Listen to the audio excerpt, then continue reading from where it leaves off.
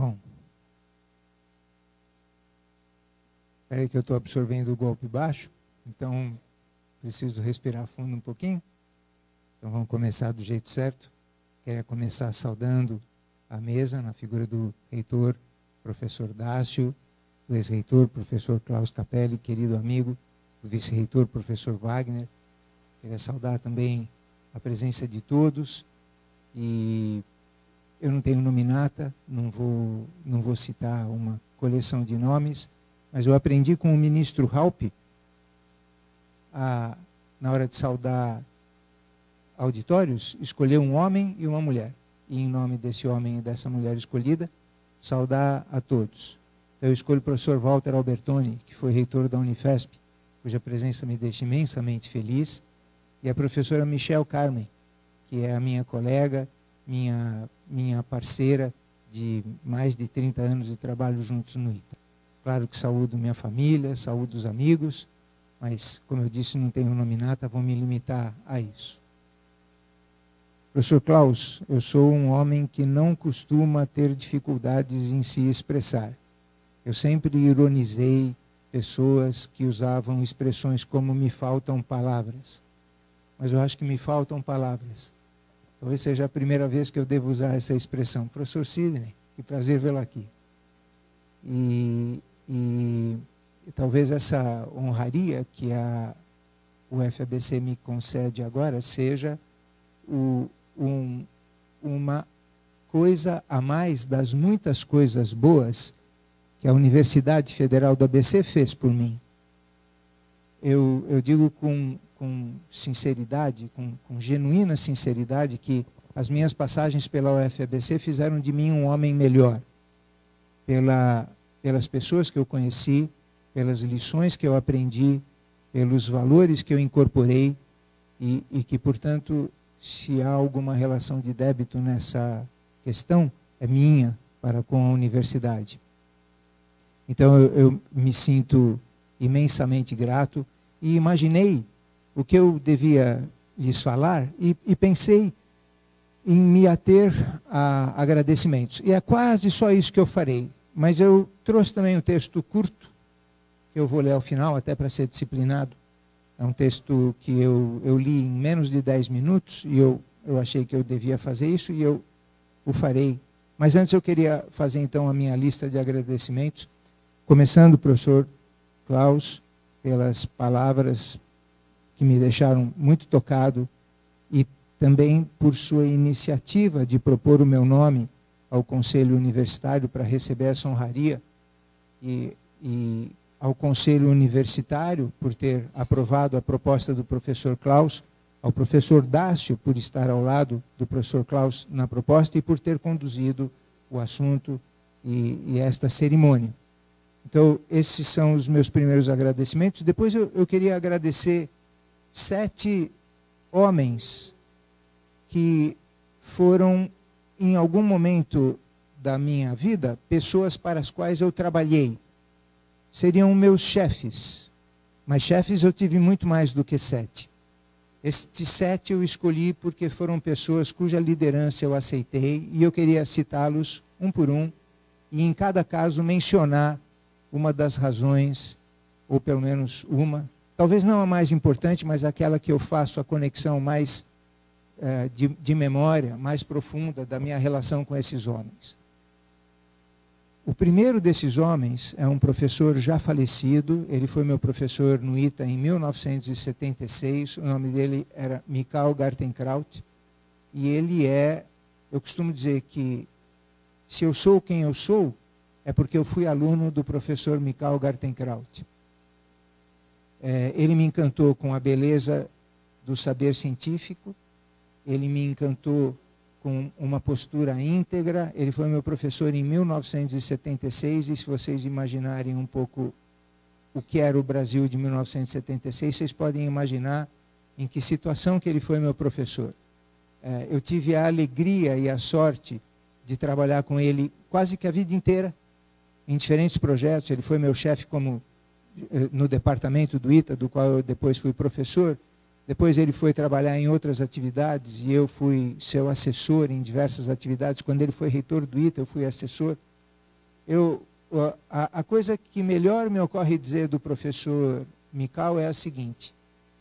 Minha filha citou o Jorge Luiz Borges. O Borges tem um conto, tem inúmeros contos, mas tem um conto que é um dos meus favoritos, que se chama A Aproximação a Almotacem.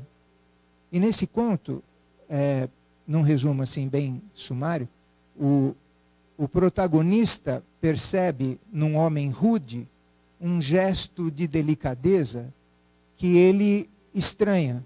E ele intui que aquela delicadeza só é possível, aquela beleza, aquela bondade só é possível porque esse homem rude conhece um homem melhor do que ele. E aí o conto evolui com o protagonista estabelecendo a tese de que toda a bondade, fineza e sabedoria humana emana de um homem, que ele passa a chamar Almotacem. E aí eu não vou chegar no fim porque eu faria um estrago. Quem não leu esse conto é uma pessoa privilegiada e poderá lê-lo. Mas eu diria que assim, a coisa que eu melhor posso falar do professor Michael Gartenkraut é que ele é o meu Almotacem. O que, se há em mim coisas boas, eu acredito que elas são derivadas de eu ter sido aluno do professor Michael Gartenkraut. A segunda pessoa que eu queria citar, professor Hermano de Medeiro Ferreira Tavares. Por tudo, mas por um jantar especial, ao qual o Waldman estava presente. Nesse jantar nós discutimos o primeiro vestibular da Universidade Federal do ABC e eu defendi o conceito de meritocracia. E ouvi, durante 1 hora, a explicação calma do professor Hermano de que as cotas não apenas não contradizem a meritocracia, pelo contrário, compõem o conceito. E eu não havia aprendido isso até aquele momento. Então, eu gostaria de dizer isso a ele, vou ter uma chance de fazer isso. Mas esse aprendizado com o professor Hermano, eu repito, eu agradeço a ele por tudo, mas em especial por esse jantar e essa memória que eu tenho. Queria agradecer ao professor Bevilacqua, aí eu tive o prazer de estar com ele a semana passada numa reunião do Instituto de Estudos Avançados da Unifesp, e ele me disse que não poderia estar presente, mas eu disse que eu agradeceria a ele por 2 razões. Por tudo, pelo professor Bevilacqua ser quem é, eu não preciso falar nada, mas por 2 razões, porque a primeira leitura que eu fiz do projeto pedagógico da UFABC foi uma leitura sem bula, sem nenhuma explicação preliminar. E quando eu olhei aquilo, eu estranhei. E provavelmente porque preconceitos são coisas naturais, rejeitei. E o professor Bevilacqua me explicou em vários almoços a lógica do projeto que ele tinha criado, e eu compreendia a grandeza, a beleza, e me tornei um defensor. De fato, tive a oportunidade de aplicá-lo também em outras universidades. Então, essa é a primeira razão. A segunda razão é a orientação que o professor Bevilacqua me deu nas minhas funções de pró-reitor de pós-graduação. Eu já disse isso, já escrevi sobre isso e não vou perder nenhuma razão, nenhum momento de reconhecer em público. Alguns dos elogios que eu recebi pelo exercício da função de pró-reitor de pós-graduação, inclusive os da ousadia, foram, em boa parte, sob a tutela do jovem, eternamente jovem e audacioso professor Luiz Bevilacqua. Então, queria deixar registrado meu agradecimento a ele também por isso. A quarta pessoa que eu gostaria de agradecer é o professor Fázio. E ao professor Fázio eu queria agradecer também por 2 razões. A primeira é por ter me convidado para ser seu vice-reitor quando nós mal nos conhecíamos. Claro, eu sabia quem ele era, ele sabia quem eu era, nós já tínhamos até trabalhado juntos um curto período de tempo na UFABC, mas a demonstração de confiança que ele teve em mim me emocionou, e eu fiquei muito feliz de anos mais tarde, quando ele deixou uma função em Brasília e foi solicitado a apontar um substituto, me apontar. Eu fiquei feliz por imaginar que eu talvez não o tivesse decepcionado. E a segunda razão foi porque talvez o assunto mais importante da pauta da minha segunda passagem pela UFABC como vice-reitor dizia respeito a uma interpretação do projeto pedagógico que criou uma tensão na universidade que eu imagino que fosse além da necessária.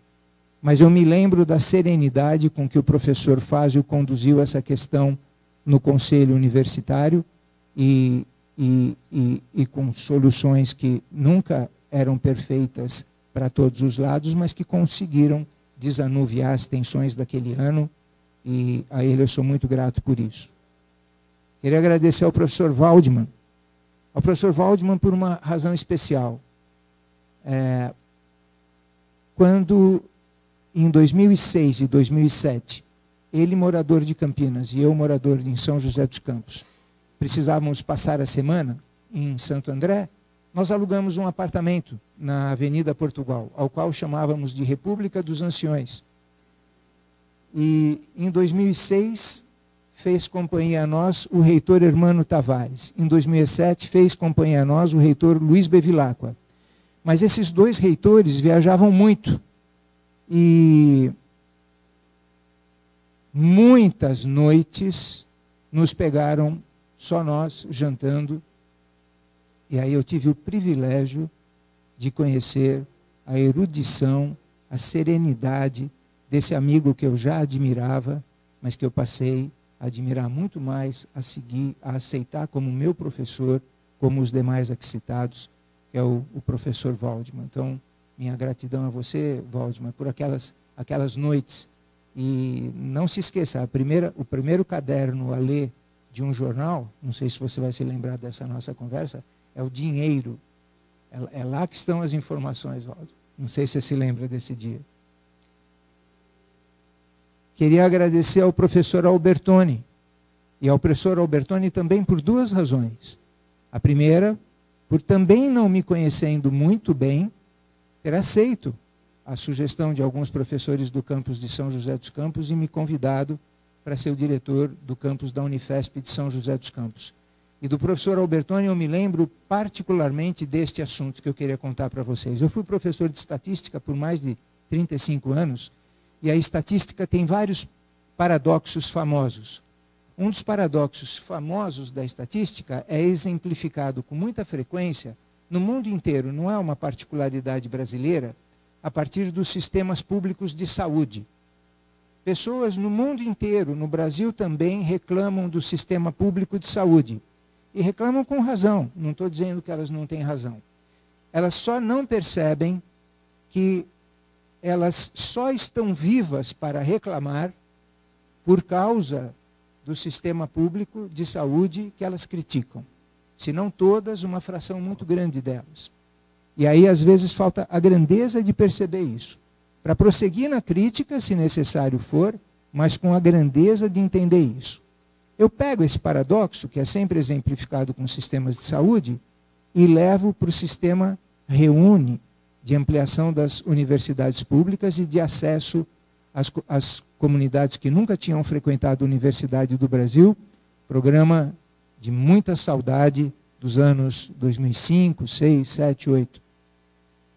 A Unifesp, essa sim, teve uma audaciosa política de ampliação da sua unidade mãe, que é a Escola Paulista de Medicina, e o professor Albertoni, enquanto reitor, foi vítima do paradoxo que eu acabo de lhes explicar, porque ele pegou nos campi protestos agudos de pessoas que queriam melhores condições de ensino, melhores instalações, melhores restaurantes, tudo muito legítimo, mas faltava a grandeza de reconhecer que a única razão pela qual eles podiam estar fazendo aqueles protestos é porque a instituição havia aceito o risco e a disposição de oferecer mais vagas. Isso custou caro ao professor Albertoni, os pares dele, da Escola Paulista de Medicina, que são a origem dele, o criticaram, e eu admirei muito a serenidade,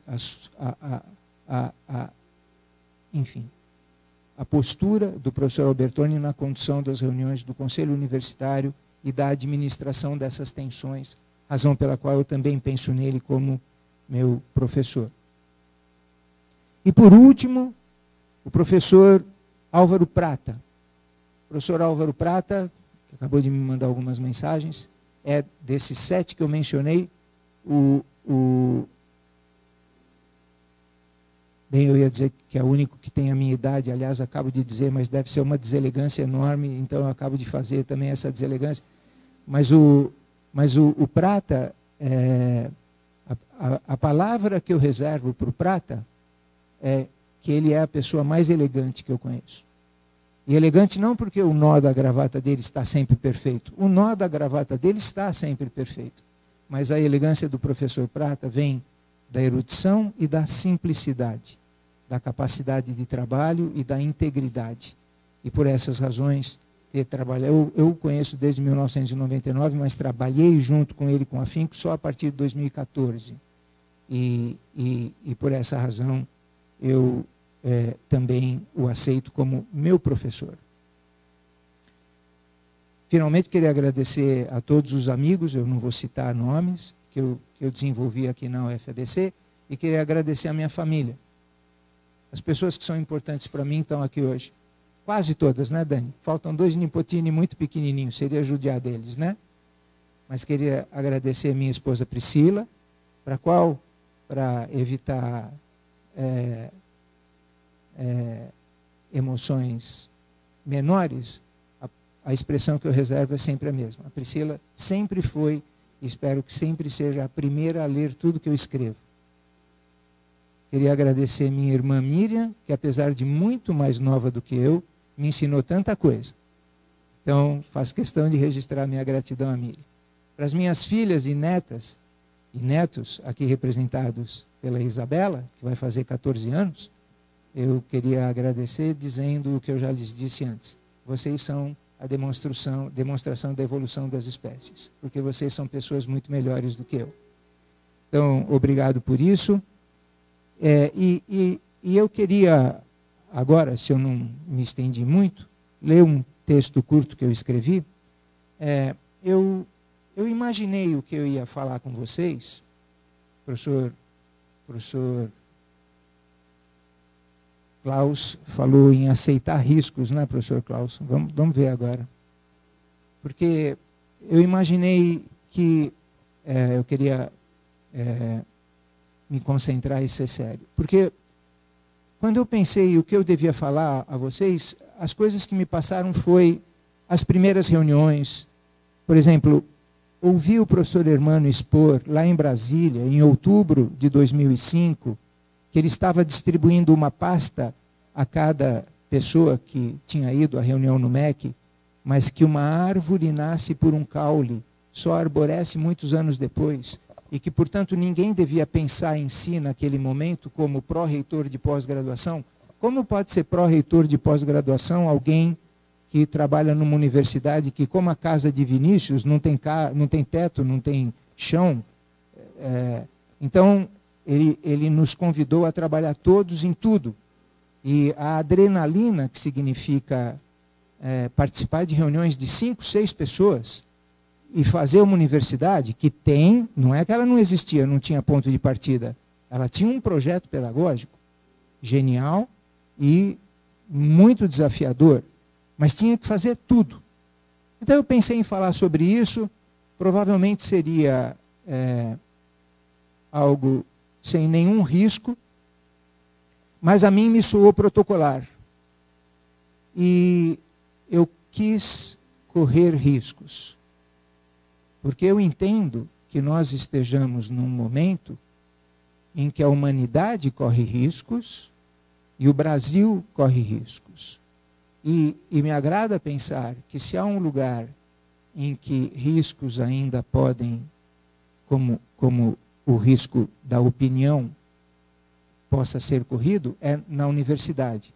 A universidade é a herdeira da Academia de Platão, vocês conhecem a história. Platão viu Sócrates morrer, ser assassinado, condenado à morte, porque ele pregava que a filosofia deveria ser praticada na égora, na rua. E quando ele viu Sócrates morrer, ele criou a academia, cuja etimologia da palavra significa um distrito silencioso. E por silencioso aí a gente deve entender respeito, porque a universidade, que é a herdeira do legado da academia, pode ser chamada de qualquer coisa, menos silenciosa. Mas é o lugar em que há o respeito, em que há a prática da dialética na sua acepção da palavra. Quer dizer, a proposta da tese, a aceitação da antítese em busca de uma síntese que não é nem garantia que exista, mas que pode ser buscada. Então me ocorreu praticar a dialética com vocês e falar sobre alguma coisa que eu sinto necessidade de falar. Eu vou ler, como eu disse, a boa notícia é que é um texto curto, eu li em voz alta, pausadamente, demorou menos de 10 minutos, e eu queria fazer isso agora. Eu posso lhe pedir? Está encantador o que você está fazendo, mas pelo texto que eu vou ler, eu pediria para agora você não fazer isso, tá bom? Muito bem. Gostaria de iniciar com 2 histórias curtas que contribuem na construção do pano de fundo destas reflexões. A primeira, anedótica, me foi narrada por um amigo que tem exatamente a minha idade. Dizia-me ele que os elogios que os homens almejam variam com a idade. Quando nascemos, queremos ser apenas bonitinhos, mais tarde inteligentes e assim por diante. Concluiu meu amigo que eu e ele estamos ambos nos aproximando da idade em que o único elogio almejado é: ele está muito lúcido. A segunda história diz respeito à minha mãe, minha querida Dona Leda, falecida há mais de 30 anos. Dona Leda escrevia muito bem e era uma excelente contadora de histórias que nós, filhos, ouvíamos embevecidos e com enorme prazer. Ocorre que algumas dessas histórias tinham finais tristes que nos deixavam acabrunhados. Astuta, Dona Leda cuidava de encerrar tais histórias com um sopro de otimismo que muitas vezes começava com as palavras: mas talvez tenha sido melhor assim. As reflexões que gostaria de compartilhar com vocês começam com essas 2 histórias e as primeiras palavras não poderiam ser outras. Mas talvez tenha sido melhor assim. Talvez tenha sido melhor que a evolução darwiniana tenha se dado de tal forma que os homens envelheçam e eventualmente percam a sua lucidez individual, se esse for o preço a ser pago para que ao menos algumas das instituições que esses homens compõem, como esta universidade, por exemplo, permaneçam sempre lúcidas, porque são elas as guardiãs dos nossos legados. É através delas que a humanidade preserva, amadurece, aperfeiçoa e transmite seus melhores valores entre as sucessivas gerações. Observe e constato com satisfação que a UFABC se mantém com a lucidez dos homens que a criaram, e faço votos de que seja sempre assim. É o que desejo também para a humanidade, para todos os povos e nações, e especialmente para o meu país, o Brasil, mas não escondo meus receios. Em livros recentes, os notáveis professores Yuval Harari, historiador da Universidade Hebraica de Jerusalém, e Steven Pinker, psicólogo da Universidade de Harvard, mostraram que os avanços científicos e tecnológicos conduziram a humanidade a este momento atual em que ela nunca esteve melhor. Alguns podem até se dizer surpresos, mas os indicadores nesse sentido são abundantes.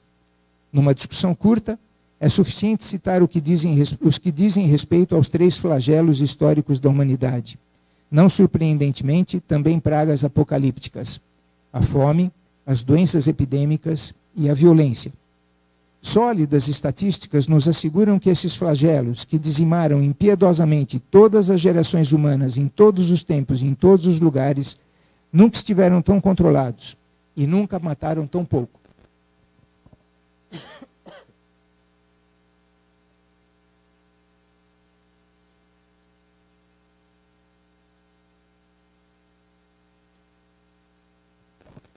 Ao término da leitura dos livros de Harari e Pinker, todavia, ambos publicados neste início do século XXI, a mim me ocorreu que livros quase idênticos poderiam ter sido escritos há mais de um século. Suponhamos, por exemplo, apenas pelo exercício do argumento filosófico, que livros semelhantes tivessem sido publicados no primeiro semestre de 1914. Transportadas para então, as estatísticas apresentadas por Harari e Pinker seriam outras.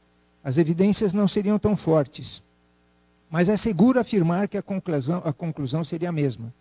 Naquele início de 1914, sob as mesmas métricas, a humanidade nunca estivera melhor. Nas 3 décadas seguintes, contudo, 2 guerras mundiais e a gripe espanhola, para não falar da fome, seriam responsáveis pela morte de um número estimado entre 150 e 200 milhões de pessoas, ou cerca de 10% da humanidade. É fato, portanto, que mesmo as melhores tendências conhecem hiatos. E a história nos mostra que esses hiatos podem se dar justamente quando, muito além de indivíduos, uma ou mais nações perdem a sua lucidez coletiva. É difícil evitar a impressão de que o Brasil enveredou por um desses hiatos. Já vivi muitos anos, mas não me lembro de tempos em que o fenômeno da fé, que tomo como primeiro exemplo e primeira evidência, fosse mais estranho. Em 1930, Albert Einstein escreveu que o comportamento ético do ser humano deveria basear-se na solidariedade e na educação, sem necessidade de qualquer base religiosa. Quase um século depois, o Brasil parece caminhar em sentido contrário. Haja vista, por exemplo, a banalização do nome de Deus. Fui educado como um cristão e cedo aprendi que o nome de Deus não deve ser tomado em vão. Mas observo que é com o nome dele que figuras públicas que se autoproclamam cristãs justificam escolhas, estabelecem padrões comportamentais, ditam normas legais e até constroem slogans políticos. A alusão a Deus, contudo, usada, obviamente, como busca de reforço ao argumento, encontra seu paradoxo na indisfarçável miséria intelectual das citações. Prossigo na descrição deste ato brasileiro. Em abril de 2016, em plena reunião do Congresso Nacional, um inexpressivo e sempre colérico deputado homenageou impunemente aquele que muitos consideram um dos mais cruéis torturadores e assassinos em série da história recente do Brasil. Compreendi então que palavras como inacreditável ou inconcebível haviam abandonado os dicionários da língua portuguesa, ao menos no Brasil. Não posso recorrer a elas, portanto, para descrever os urros nas redes sociais, quando não nas ruas, a praticar insultos e a vomitar um ódio que inclui a celebração impune da morte de mulheres e de crianças.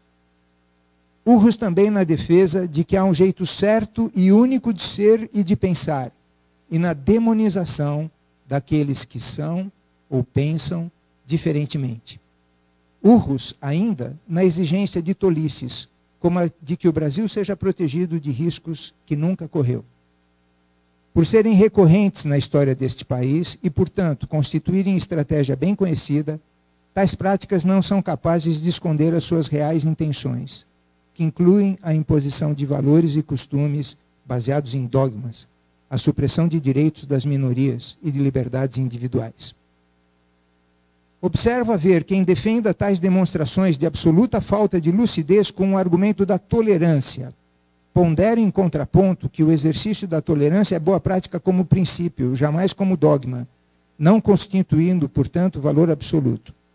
De fato, eu não seria o primeiro a observar que o excesso de tolerância contribuiu para pavimentar os caminhos seguidos por alguns dos piores ditadores da história, como Hitler ou Stalin. Em um livro magistral, Norberto Bobbio nos ensinou que a serenidade é uma virtude superior, entre outras razões, porque o sereno, ao contrário do humilde ou do manso, por exemplo, se indigna. Acato Bobbio e concluo que estes são tempos de demonstrar, serenamente, mas com firmeza, a nossa indignação, de defender a nossa lucidez e de praticar a nossa intolerância para com a ignorância, o autoritarismo, a mesquinhez, a mediocridade e o preconceito atávico que caracteriza as elites deste país, posto que cevados em 3 séculos e meio de escravidão. Para finalizar, retorno aos urros. Eles também clamam por justiça, mas pedem uma justiça que tenha lado e que use a formalidade e o rigor dos ritos como justificativa para alcançar os objetivos do lado que tem. Felizmente, pelo menos até aqui, tais práticas não têm resistido ao tempo. O julgamento de Tiradentes pode ter seguido ritos formais, mas não se sustentou diante da história. Por 350 anos, a escravidão foi a melhor prática legal no Brasil. Escravos foragidos, seres humanos em situação de mais absoluto desespero, eram legalmente perseguidos, legalmente presos, legalmente torturados e legalmente assassinados. Em um passado mais recente, os golpistas de 1964 também cuidaram desse assunto. Entre outras ações, das quais muitos brasileiros se esqueceram, eles aparelharam o Supremo Tribunal Federal, aumentando em quase 50% o número de seus membros para justificar a suposta ilegalidade de seus atos, inclusive a do abominável ato institucional número 5. Quando um sistema judiciário tem lado, portanto, a observação de ritos e formalidades, fica muito aquém de garantir aquilo que ele se propõe a praticar, ou seja, justiça de fato.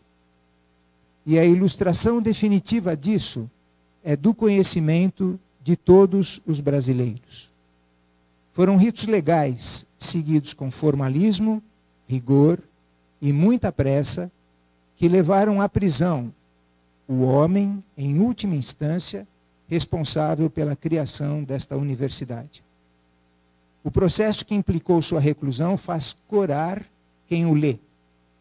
Abundantes manifestações nesse sentido foram feitas por juristas brasileiros e estrangeiros, com tendências pessoais mais ou menos conservadoras, de direita ou de esquerda, de centro ou de lugar algum, apenas imparciais seguidores de uma justiça que não tem lado.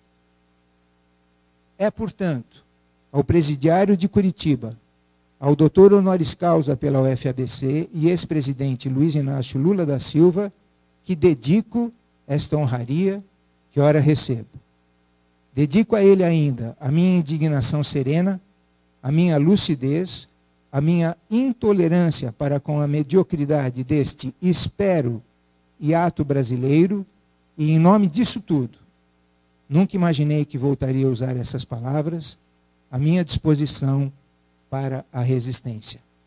Lula livre. Muito obrigado.